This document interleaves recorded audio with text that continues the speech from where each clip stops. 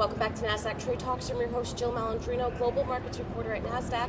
We've been coming to you live from Inside ETFs in Hollywood, Florida. Joining me for this segment, we have Phil McIntosh, who's the Chief Economist over at Nasdaq, and we're going to talk about the top trends that we're hearing at Inside ETFs. Phil, as always, thank you so much. Thanks, Jill. For joining me on set. And there are quite a few discernible trends, starting off with smart beta and fixed income.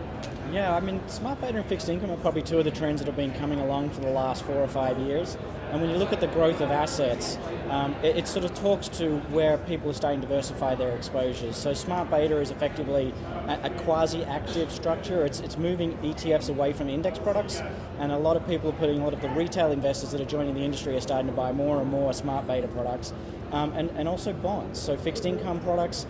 If you look at the market structure of the bond world, it's really kind of hard to buy a bond as an individual investor, but ETFs with their equity market structure and their bond portfolios make it super easy to buy a bond exposure. And obviously, as rates have come down for the last 6 or 7 years, they've had really good returns as well. Right. How about ESG? That's another big one. It's a hot topic this year, so I think it's something that hasn't got a lot of assets yet, but it's definitely something that people are talking about.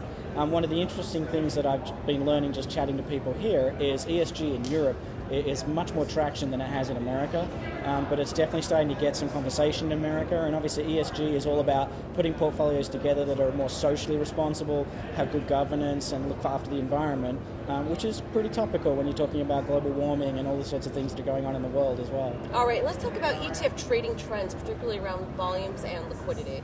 Yeah, I mean, trading in ETFs is one of those things that I think people kind of get a bit confused with. I mean, ETFs trade a huge amount of liquidity every day. Last year, they traded nearly $100 billion a day across the ETF spectrum, but there's 2,000 ETFs, so not all of them are liquid. The other thing is that when you look at the turnover of the ETF spectrum, we've had asset growth almost 7-fold in the last 10 years. The value traded has been pretty close to flat.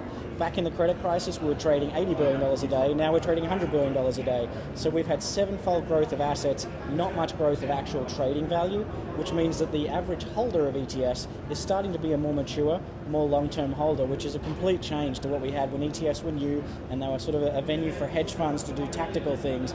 It kind of comes full circle back to that smart beta observation, is that people are starting to use ETFs more like they would a mutual fund, and it's starting to replace the mutual fund, I guess, purchases in people's portfolios. I was pleasantly surprised to hear active management be a big part of the conversation this year. Yeah, and it's one of those pivot points with ETF growth. So we've had phenomenal ETF growth in the index space. Now we've seen smart beta trying to get some assets and gathering some momentum.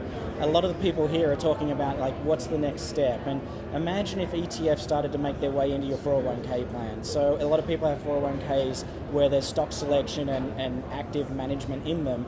If ETFs were able to get into that space with a more active style, then I think the sky is the limit in terms of ETF asset growth, and that's where you could see another leg up in terms of ETF assets growing into the asset management spectrum.